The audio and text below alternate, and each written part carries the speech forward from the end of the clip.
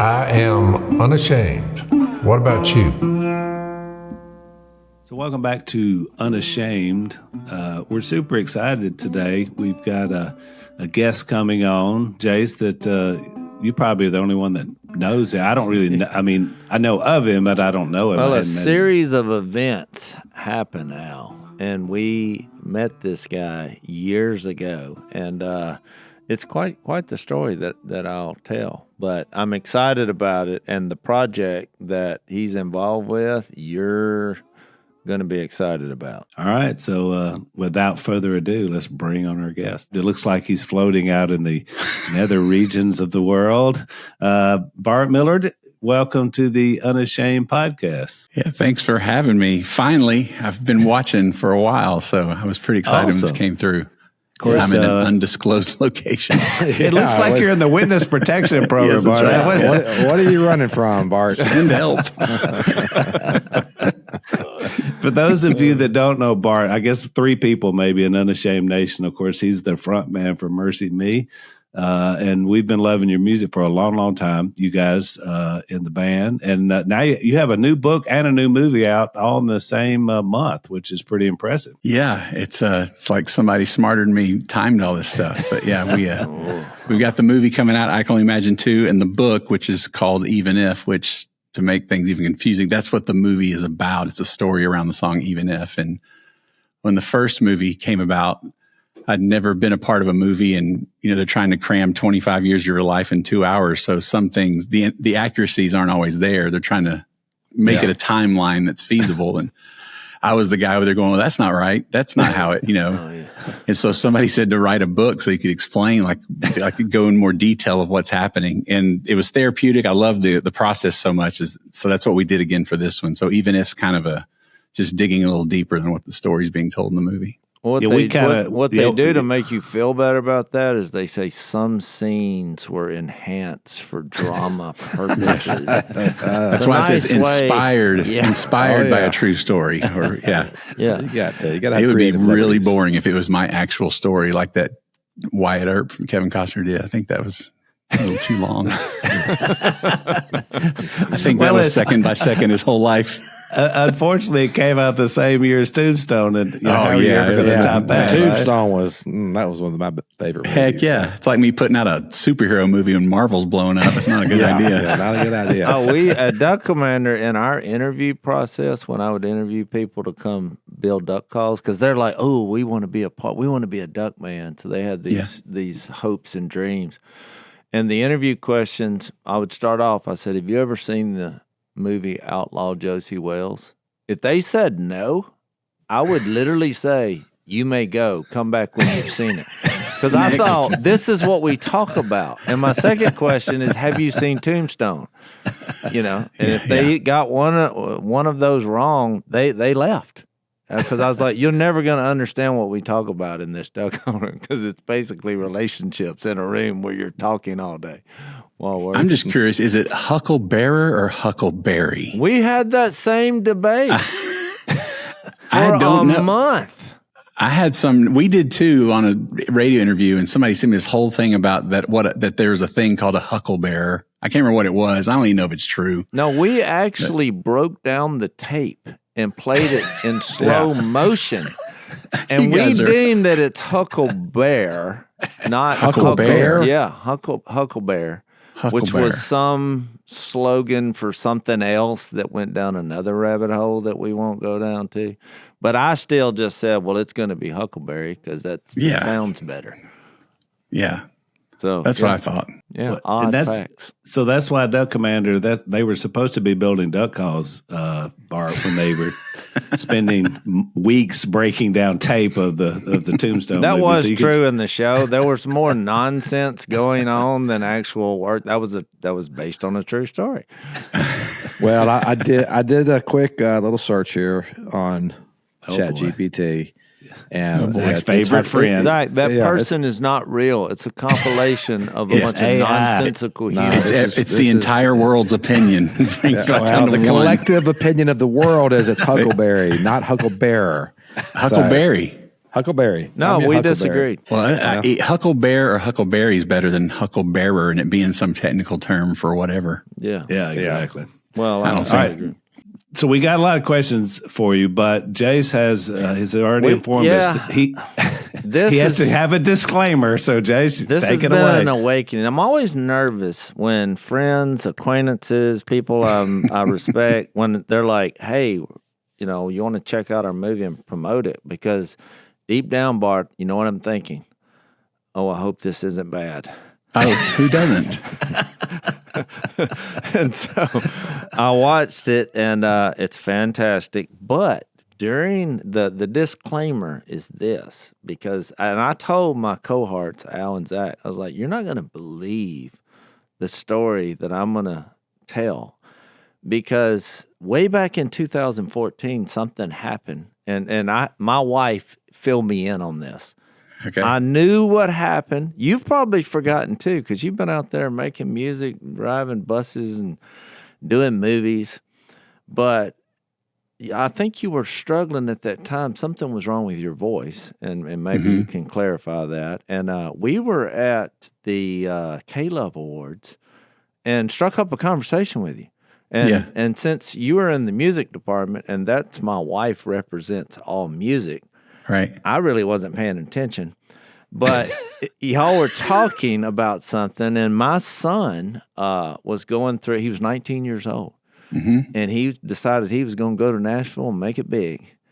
And my wife was very stressed out about that. And you said, well, if there's anything I can ever do, to help, let me know. And she did. She called you. And said, we helped. Yeah, and you helped. And so he moved into my manager's basement. Yeah. So I knew they were going to be shocked, because I was like, we're not just interviewing MercyMe. This guy housed my teenager when he was going through a rough time. Man, right then the second he got there, we threw him on our bus and said, "Come on, let's go." And so we went to we had a show in Louisville at their old football stadium, which is like that old, like Astrodome type turf. And it was like 110 degrees where like your feet were burning standing on this turf, and there was no shade. And poor guy was just sitting there sweating. I kept going, "You sure you want to do this?" It was like the worst example to give him of like road life, which might've been a good thing, but it was a rough day. I think it was great. Missy was filling me in on the details, and I'm like, now look, here's the disclaimer. My wife told me all these details. And then as I'm walking out of the door to come have this interview, she said, you can't bring any of that up. Why? Well, that's telling you to bring it up. Well, because that's legalism. You tell them don't step on the lawn, they're going to step on the lawn. Here's what happened, and here's what I think she doesn't understand, because I said, oh, I'm bringing this up. Because my son lived with the, when you see the movie, you'll be familiar with Brickle. Yeah. And he's like the humor element of the show. And but I just want to tell you right now, he's not funny. I met him. There's nothing funny about him. He's a big, scary man. Yeah, but you laugh at him. And I said, babe, they've broken down that wall. Because my wife got panicked. I want to share and get your perspective on this. Because she got panicked, because it's like she's moving him in with some guy named Brickle. I have to go check out where my son is living. So she goes to Brickle's house. And the first question, she looks around, and my wife is a neat and order kind of person. And as an adventure, she decided to marry me because I'm the opposite. But she has my son. She said, oh, did they just move in here? And Reed said, no, they've been living here for years. And that was her perspective. When she walked in, she thought, oh, they must have just moved in. Yeah. And she starts telling me stories about this house. And she's like, they actually have a slide from the third story that you can ride into the living room. And she said, I wrote it. It was quite the amusement park back then when the kids were little. It was like whatever they didn't get as a kid, they were going to give theirs. Like the whole basement where he was living was like the basement was like, that was the kids, like they're just graffiti on the walls, like they could write on the walls. That she's like, their walls just as are like graffiti. do whatever here. Yeah, it was. It's like it started as chalk and then it became permanent paint and then it was like gang signs. It got out of hand, really.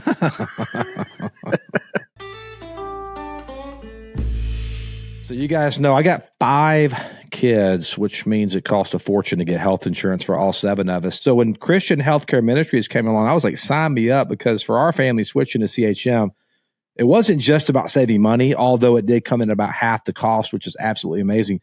But it also aligns with what we believe, and it feels more like a community than a bureaucracy. So here's how it works.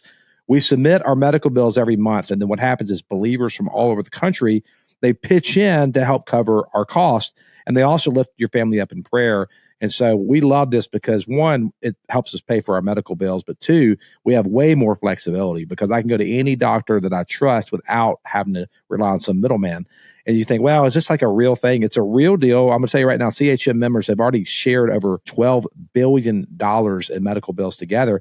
So this is for real. This is solid. Honestly, I should have done this years ago so that I could stop feeding money into a broken system. Zach, health cost sharing was a big blessing for Lisa and I last year. We went through her breast cancer journey. Just having people walk alongside us, not just on the financial side, but also for the spiritual side, was a huge blessing for us. And that's why CHM is like clearly a better choice for our family too. I mean, I looked on the exchange. I mean, when we were trying to get insurance, and I was like, whoa, this is, I'm 40 grand in the hole before I even get access to coverage. Not going to do that. So here's my advice. Ditch your traditional health insurance and join CHM today by visiting chministries.org/unashamed. That's chministries.org/unashamed. chministries.org/unashamed.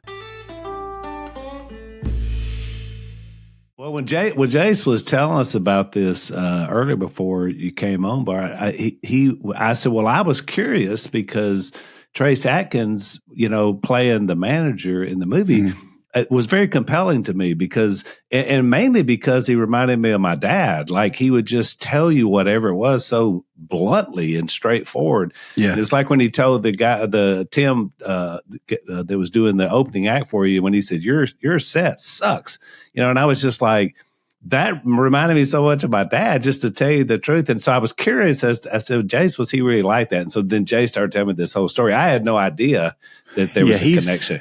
That was the G-rated version of what he told Tim when it was that bad.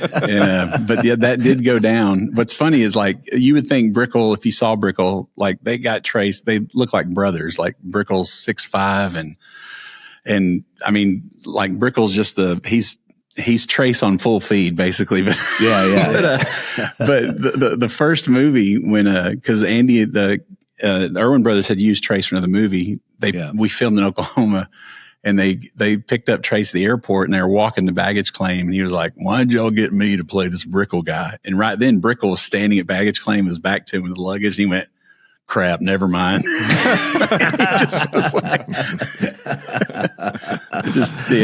he did like Brickle's not as much. I think Trace is a little more of a Yoda in the movie than Brickle is. Brickle's very, like, he has no tact. Like, he will say it how it is. Yeah. And he did try to write a book, and we made fun of him, and like, it was the band's request that through the whole movie, we don't want to let up. We want to make fun of that book the whole time. And Brickle thinks it's hilarious. He loves that kind of stuff. So I told Missy that. I said, they made fun of it. He sold like 111 copies of this book. And they put that out there. And I said, you know what's weird is this will probably be the catalyst that sells that book. Oh, yeah. It's 100%. like, it's so bad, it's good. And the book's fine. It's something that Belmont should be reading or whatever, but it's just about the music business. But there's a scene where we're at the merch table, and he has a little round table that he's sitting there like with a stack of books trying to sell them. And we really did that. Like, he kept pushing this book. So we had our merch guy just set up a little table instead of stuff. He goes, "Hey, you need to go sign. People want to buy it." And he was like, "Oh, really?" And he went out there, and nobody bought any books for about an hour. He just sat at this tiny table and waited to sell stuff. Yeah, he's a good sport, man. I will say that there's a quote where Trace or Brickle in the movie reads a part of the book, and it's not in the actual book. So Brickell had the books reprinted to have that quote put in. He goes, "That's pretty good." And I was like, "You're into this movie thing a little too much, man." He is a manager, so he knows a few things. Yeah.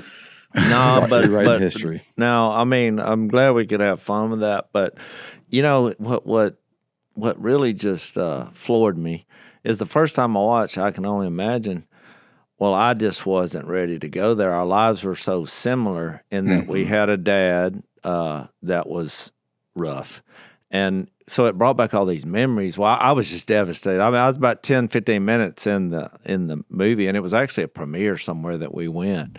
Yeah. And Missy was like, "What is wrong with you?" And because I was getting upset. I was like, "We're going to a place that I had tucked away." I've tried to bury for most of my life. Yeah, and she brought up this morning because look, I'm not a crier because my dad had that Brickell side of him, which I really think was useful for my son in that moment. But that you just didn't cry, and I mean he had a mantra, "Who's a man?" And so that you were never emotional, and my dad was the hardest. Guy that you could ever see. Now, the Lord, through the years, softened him up in the last 5 years of his life. Oh, he was just a big crybaby, Right. But he was always embarrassed about it. And so we kind of got that passed down. I mean, we just weren't a hugging family. We weren't, I love you family. I mean, that just wasn't there. Even after they came to Christ. It was just a real hard nose. Yeah. And so I resonated with the first one with that. And then now this new movie's come out. And, well, our story was wrapped in there in a weird way because our son, when he was 19, that was the worst year of his life, which, I mean, it was just stress. And I thought, I was looking at all the dates. I was like, well, while he's fixed to go through this with his son, which is kind of the same thing we did, on the first movie with our dad. And I thought, oh, no, I better get some tissue out, which it was. It made me cry, a lot during this second movie. And I think what y'all zeroed in on is this relationship aspect of God and how that's passed on to us and all our messes and how he's with us, in these moments. I mean, I'm not going to lie, like with the first movie and even this movie, I don't know how many times I've referenced Duck Dynasty as far as like being able to show what I call a beautiful mess. Yeah, and this thing that can be train wrecks at time. Like I have referenced the idea of praying at the end of each episode so many times of like, man, it's a wreck at times. It's ugly at times. It's messy, but they're still in it together. And I mean, when both movies were pitched, like that was a reference we kept making. There's something, I mean, we're all storytellers and there's something to be said when people think that, whether we're on stage or you guys are on a TV show or whatever, it's like, man, life doesn't pick and choose. It gets messy for all of us. And unfortunately, the one thing that we all have in common is we know what hurt and what pain can be and what it's like. And yeah, it's like my grandmother always said, don't let your hurt go in vain. And so whether it's telling a story on stage or writing a song or making a movie, I wish I could say I was a super Christian that was doing it for them, but it's more of a selfish motivation that the second I get it out there, I realize I'm not alone. And isolation is the worst thing possible. And I think a lot of men deal with that. And when things get hard, we internalize and it eats us from the inside out. And so I may not be willing to do it a lot, but I just keep trying to get this stuff out because I need to confess this stuff and get it out as well. One of the things, Bart, that touches me about it is, you think about a testimony of a life, and that's a season and a book that keeps being written. And so I thought about that with your first film, and I was going to ask you this: was one harder than the other? Was looking back when you were younger and those things that shaped you harder than this time looking at you more as an adult, as a husband, as a dad? And that was this a harder story to tell, or was it the same, or just a new season? No, the first one was 100% harder. Kind of like what Jase was saying, like I spent all of my life trying to bury all of that, even though my dad came to know Jesus and was my best friend by the time he passed away. It's just not something you want to go through. And also I didn't know what to expect. No one could prepare you for it. And I'm thinking, well, it's like, Dennis Quaid, these guys are acting. It's not going to it's going to feel different. And the first time I went on set, we filmed Dennis last of the whole shoot. We were still scrambling to get who was going to play my dad. And he came in for a couple of weeks at the end of the filming. And so I flew out to Oklahoma where we were filming to be on set. And I got there late and I didn't have a chance to meet him. But the first scene was when he's in the hospital room and they tell him he has cancer. And I didn't even get to see him. So he walks in with my dad's work shirt on with Millard across the chest. And they're telling this stuff. And man, I had to leave. I was like, I just didn't know it was going to be a gut punch like that. And we wanted it to be like the abuse scenes and everything to be as accurate as I can remember, because if you show that, then the redemption story is that much more powerful. Correct. Well, they did a good job because I was sick to my stomach most of that movie watching, and I couldn't watch it. And I didn't have many people left in my life to remember and recollect. This is how I remember it happening. Is this how it was kind of on my own this time around? One is my son and I are we're best friends and in a super healthy relationship. So there probably wouldn't be a movie if that wasn't the case, but to be able to walk through it with him and my wife and my kids that are old enough to understand. And even though they're tough times to remember, it was really enjoyable to recollect it together. It was very therapeutic. And so it was I don't want to say the first experience wasn't enjoyable. It was hard. And this one was tough, but it was a whole different vibe. Like Sam, both of us are like, we have no problems talking about that because we know we're through it now. And so it was a lot easier process. Well, and y'all doing the movie, and I believe it was led by God.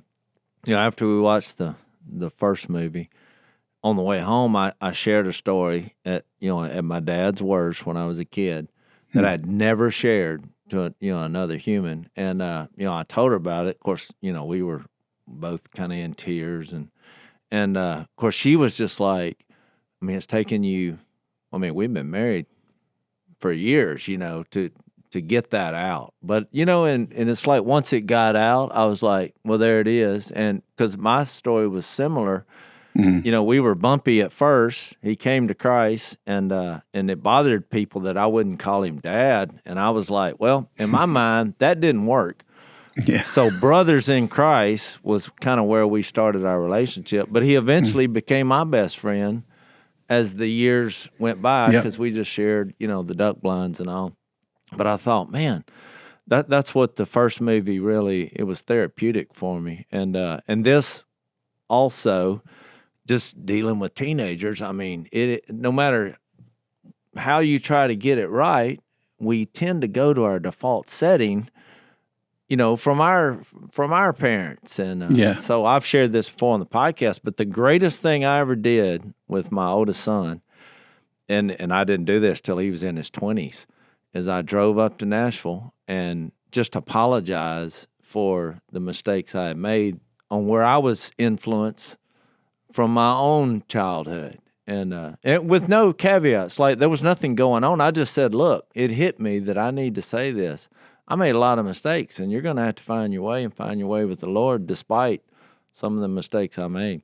And I didn't realize the power in that. To me, it was kind of selfishly for my own conscience, but for him, boy, he just, that was a moment for him. He was like, okay, because what is he going to do with all that bitterness and anger about it? I'm just kind of falling on the sword here, which was not natural for him. That's one of the hardest things to do, though, right? When it comes to your kids, it's like, I don't know, there's a different kind of shame when you get issues with them that you just, it's hard to address it. It's hard to go get in there. But yeah, Bart, I love it that you guys kind of just went out there. Here's what's going on. It is a form of like confession, even the way you did it in the movie, to share your testimony, to share your story. And I was thinking about that passage in Revelation, I think 12, that says that the way we overcome the accuser is by the word of our testimony and the blood of the Lamb. So that testimony, that story, these stories, they matter because they disarm the enemy with the pointing of the accusation. So I love the way you described that with you and Sam both. They're like, yeah,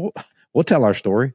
We're through it now. We'll tell that story, and that's a story of victory. And I think other people who will watch this that are dealing, if you got teenage kids, because I got 5 kids, and I guess 4 of them now are 2 of them are grown, 2 of them are teenagers, but you're going to go through issues if you're a parent with your kids, and you have to work through stuff. So this will be a catalyst for a lot of people.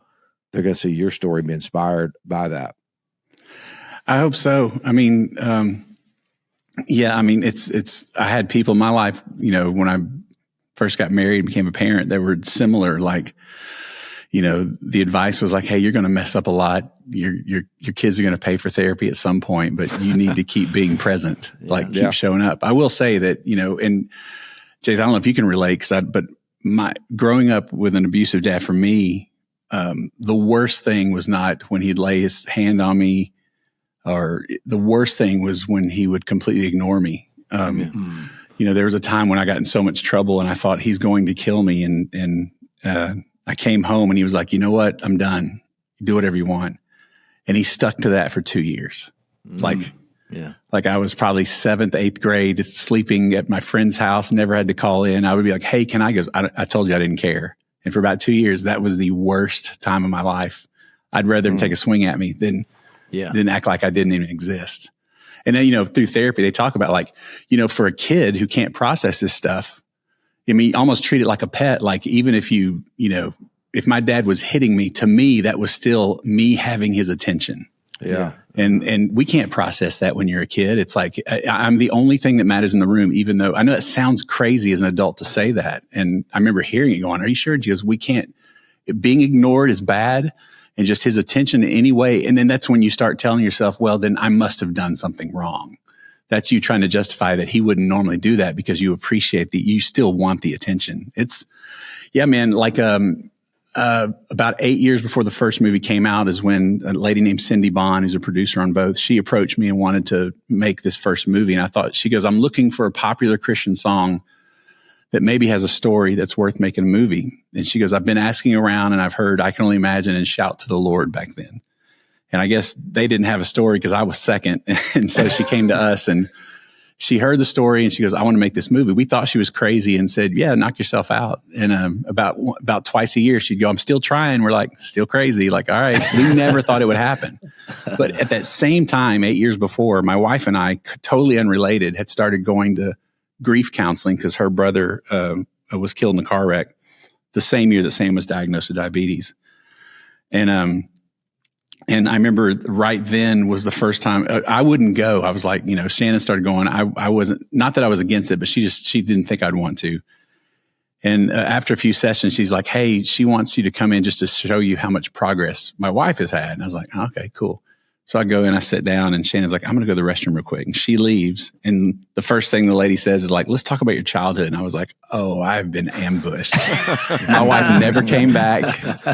And I was like, heck no. Like I immediately didn't want to go there, but then went back once a week for, 7 years. Like that's what, between that of like unpacking and realizing how much of me being a dad and a husband is, or pretty much life is impacted by those early years of my life, to her showing me what grace and what my identity in Christ truly is. It was like discovering fire. It changed everything. And that was 8 years before. And so right when the movie came out, just unrelated, I was getting to a healthy place to where if I didn't do that, that movie would have never been made. And what's weird is like this sequel, all that stuff about sitting in the flower chair and the depression, that was what was going on. Like that time frame was right. The making of the first movie obviously didn't say that, but all that depression was, well, it was from the time Sam was 2 until he was about 15. I was deeply depressed that long, got up to like 370 pounds and just, I would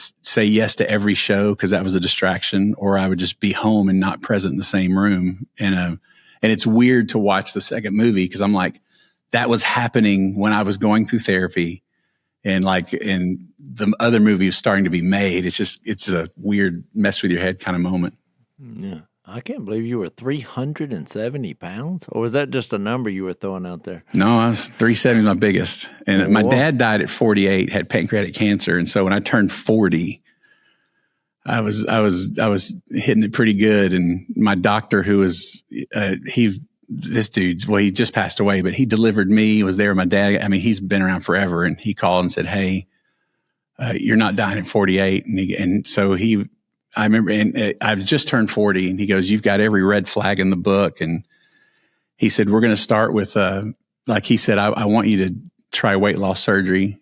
And one of those things, when you do that, it's usually like you've got a few months of like counseling. They want you to go through all this therapy to get ready for it. He called me on Thursday. I was in surgery on Tuesday. Like it was less than a week. And I was like, are we sure about this? And he was like, trust me. And it changed my life, man. It got me on a different path. And then just not realizing that spiritually and emotionally, I was getting fixed as well, like going to counseling, all that kind of stuff. And, but yeah, it was there's so many things with my dad. It's like, I'm like Lieutenant Dan from Forrest Gump. Like I just believe that I'm going to be whatever that dude was, and I have no way of changing it for so long. But I'm free of that, thank goodness. So I had a question about Sam.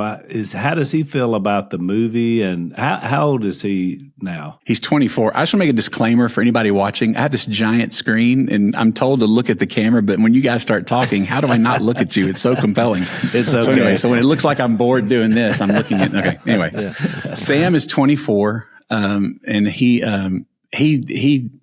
loved it. It's interesting because when they decide they're going to make the movie, they'll separate all of us in interviews for like 6-7 hours. My wife, myself, Tim Timmons, his wife, Sam.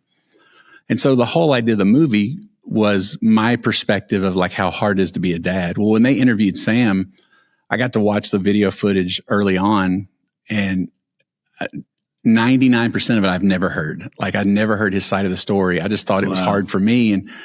And the struggle he had growing up was, man, I see my dad being dad with all the other siblings, but he's just a doctor with me. Don't eat that. Take this shot. Don't do this. Wow. And he's like, sometimes I just want him to, be my friend. And I knew I felt that, just never thought that, if he ever felt it.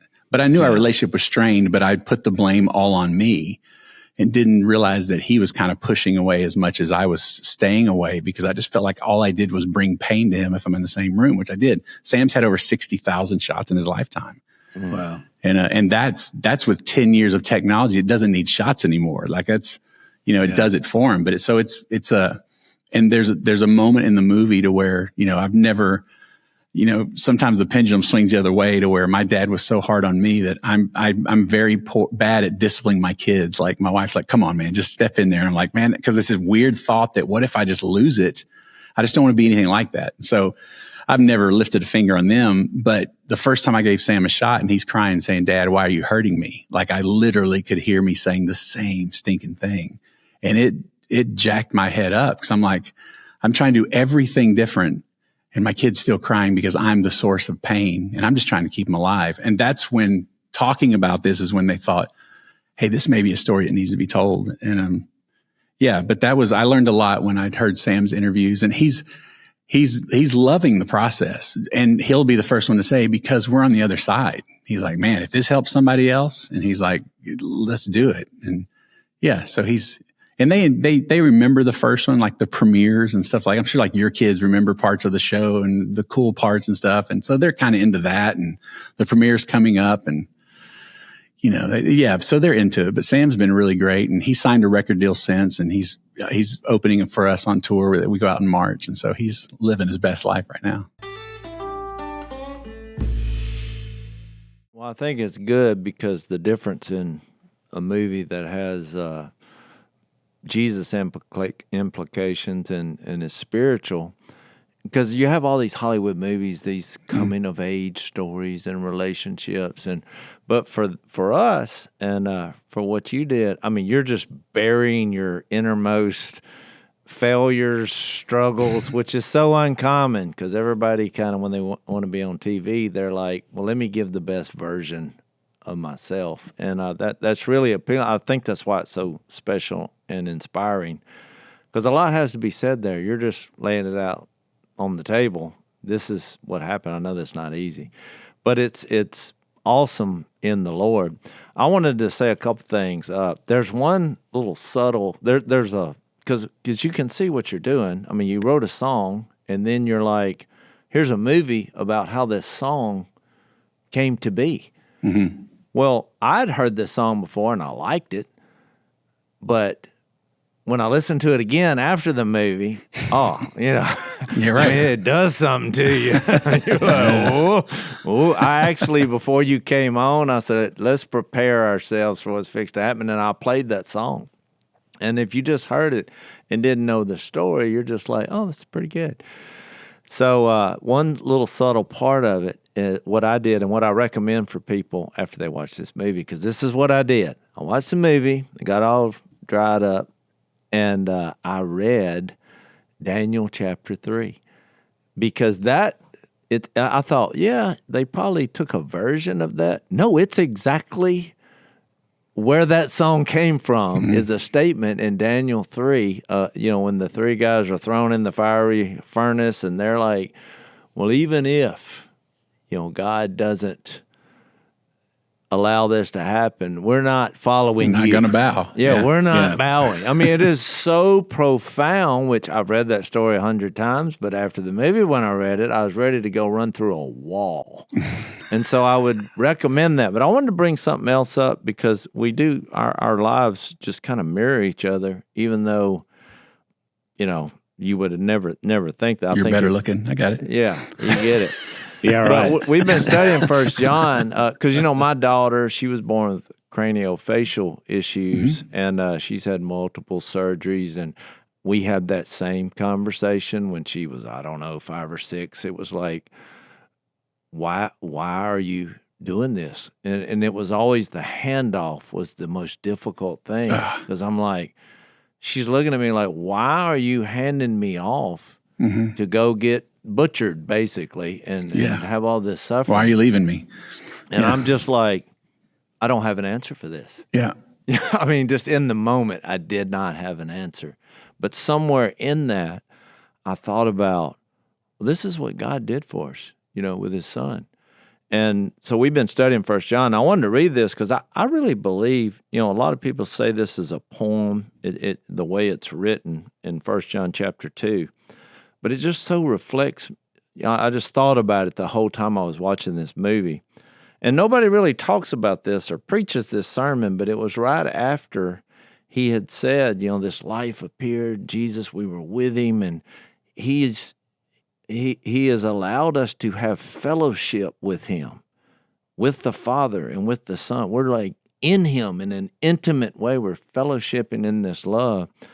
And then he kind of goes through the sin problem, but then he launches into this song in 1 John 2 in verse 12, and I wanted to read it because it says, I write to you, dear children, because your sins have been forgiven on account of his name. And I just thought about kids and, when they go through puberty and all of a sudden things change. But there's something he wanted to sing about that, look, you've been forgiven. There's a way here out. I write to you, fathers, because you have known him who is from the beginning. I write to you, young men, because you have overcome the evil one. I write to you, dear children, because you have known the Father. I write to you, fathers, because you have known him who is from the beginning. I write to you, young men, because you are strong, and the word of God lives in you, and you have overcome the evil one. And I mean, you sense his awareness of what you made that movie about in a way that he's bursting out into song in the trouble of life. And then he launches into the most famous passage in 1 John, which is don't love the world or anything in it. The love of the Father is not in him, for everything in the world, the cravings of sinful man, the lust of his eyes, the boasting what he has and does not come from the Father, but from the world. The world and its desires pass away, but the man who lives, who does the will of God will live forever. And it just really appealed to me and spoke to me. I'm like, it's right here.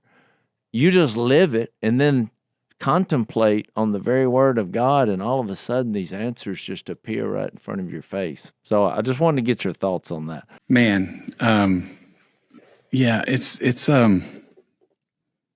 the whole process has been, anything we can. I mean, I was called to ministry and to share the gospel years and years ago. And somewhere along the way, I just was reminded that evangelism, the definition is just to share the things that God's already doing, has already done. And whether it's preaching or making music or making movies. And it's just just this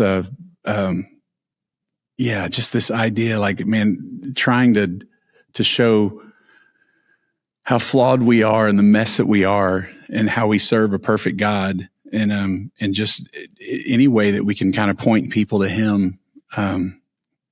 We're just in a kind of uncharted. I know we've already had one movie, but this is just so, not what we're used to doing. And I wanted to say something to you earlier when you're talking about your daughter and stuff. The feedback we've gotten so much with this movie is, when we pitched the movie to Lionsgate, I actually said these words. I said, look, like type 1 diabetes on the big screen doesn't have like the sex appeal of cancer or something. Yeah. Just, it's underwhelming to a lot of people because your kid's still here. At least they're somewhat healthy. It could be worse. And the amount of people that I've seen that have come to me and say, what this voice in my head will tell me that we had a lady that's child with MS and kids with diabetics. And, we had a mom and her daughter, her son had a cleft palate and they were at the movie and she was talking about, she was like, I wouldn't change a thing for the world. And she goes, but this voice in my head tells me it could be worse. So don't speak up. Don't complain. And all of a sudden they're isolated. And she goes, I long for a moment, like where I'm slipping off into my closet and screaming, saying this genuinely stinks, God, but you still remain good. And, and it's like, it's so many stories of a lady with a daughter with Down syndrome. This daughter, she's a grown woman, her daughter's an adult, just embracing, holding her by the waist. And she's like, I had to mourn that she wouldn't marry. All these things I dreamed for my daughter. I know that she'll live with me until one of us go to see Jesus. She goes, I wouldn't have any other way, but it's so stinking hard.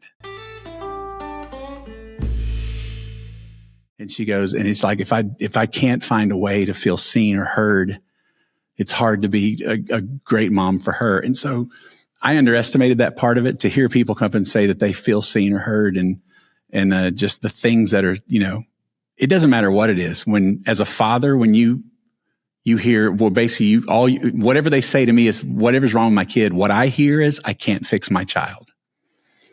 And it's hard. And I think I'm sure all parents, but especially for dads, it's like, it happened on my watch. I take the blame. You wish you could trade places.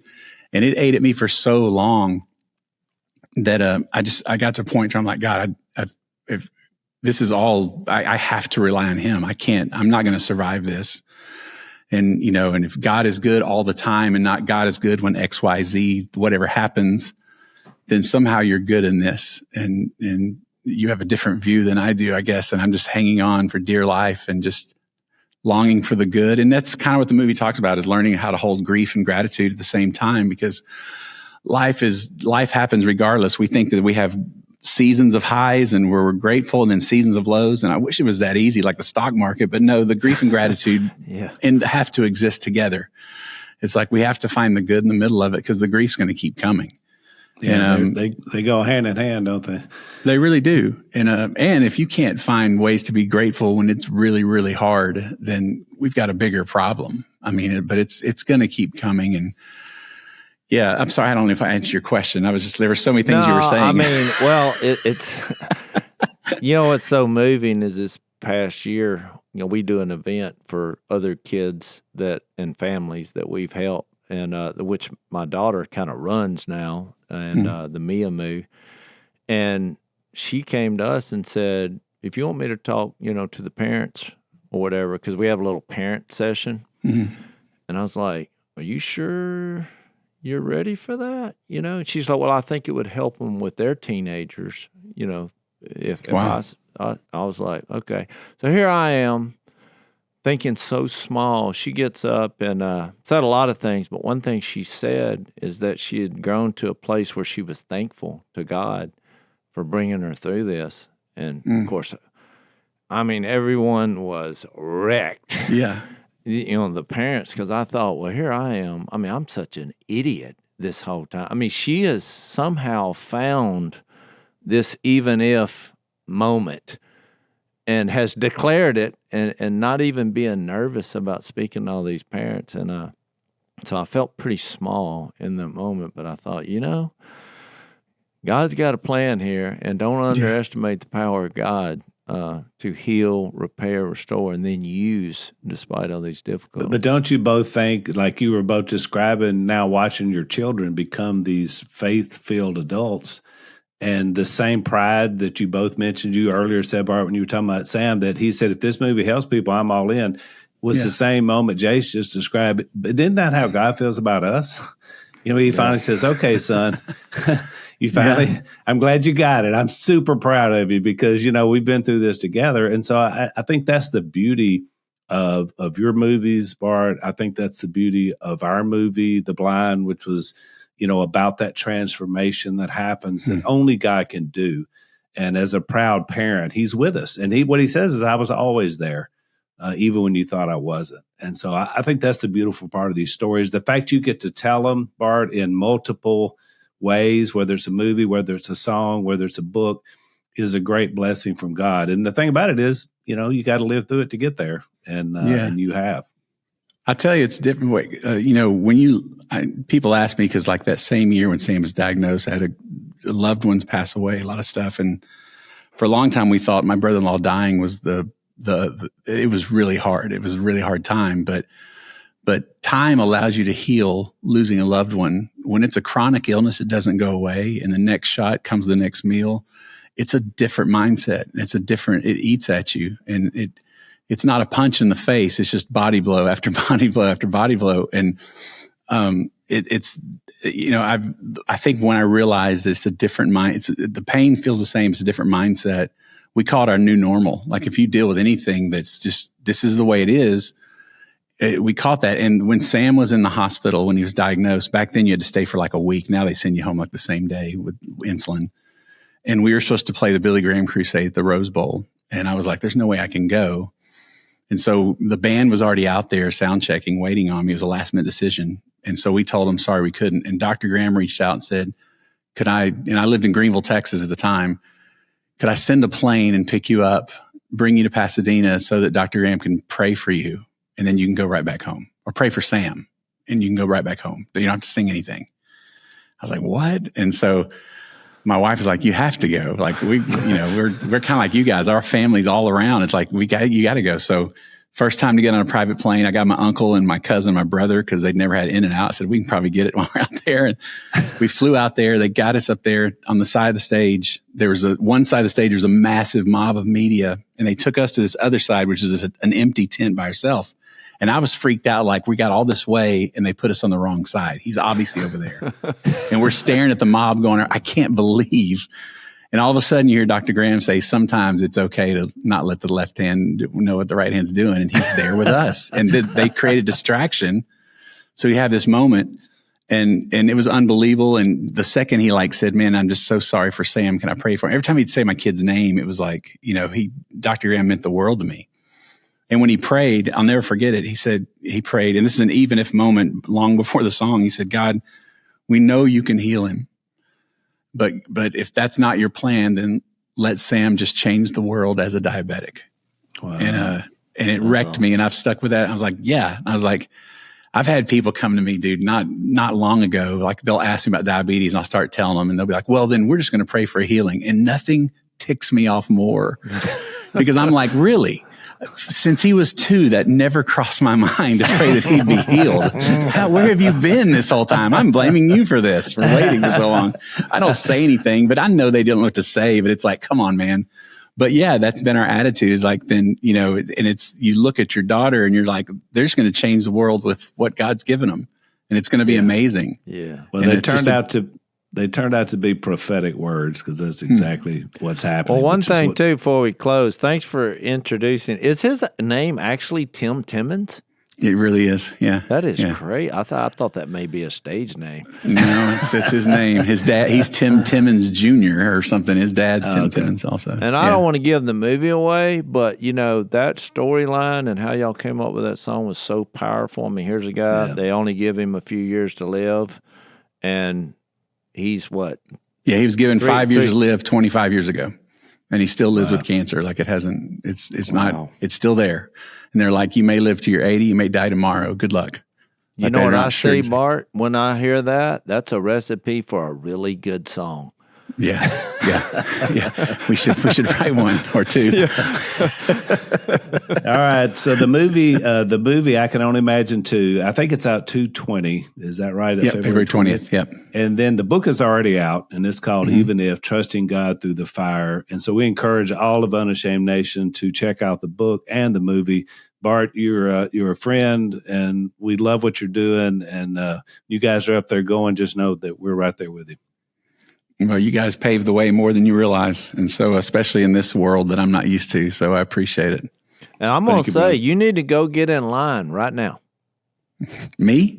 No, I'm talking about the people going to the movie. He's already seen it, Jase. Yeah, he's already seen it. 2/20. No, 2/20 it comes out. I don't know when this is going to be released. Please do, man. It's Just true. go Like get that in line. first weekend it matters, and Hollywood matter. listens. And you actually have a voice by buying tickets so that more stories can be told. Like, this is the one place, it's like the Wild West, where every production company's rooting for each other just to tell more stories of faith and it be more common. So support and it's it, not please. cheesy. It's well done, and it's I fantastic. appreciate it. So bring you some tissue. Thank you, Bart, for sharing your story with the world and with us, and for coming on Unashamed Nation. Anytime, man. Thanks for having me finally. Thank you, brother. Thank you, Sorry brother. it took so long. What were we thinking? Thanks for listening to the Unashamed podcast. Help us out by leaving a rating and review on Apple Podcasts. And don't miss an episode by subscribing on YouTube. And be sure to click the little bell and choose all notifications to watch every episode.